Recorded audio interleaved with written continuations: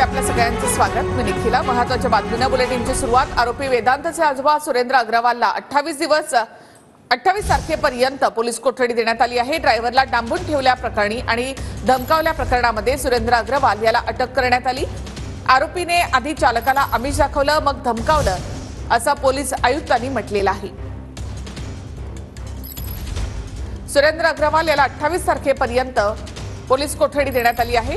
ड्रायव्हरला डांबून ठेवणं, अपहरण करणं या आरोपामध्ये त्याला अटक करण्यात आली आहे।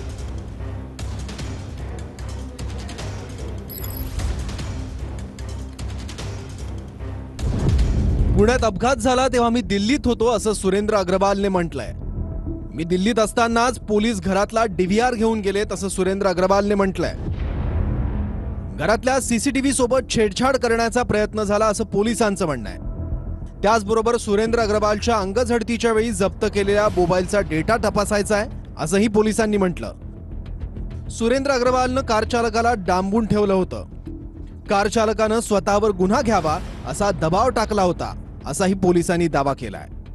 सुरेंद्र अग्रवालवर यापूर्वी 4 गुन्हे दाखल आहेत असंही पोलिसांनी तपासात सांगितलंय। कोंढवा, महाबळेश्वरसह बन गार्डन भागात त्याच्यावर गुन्हे दाखल असल्याचीही पोलिसांनी माहिती दिली।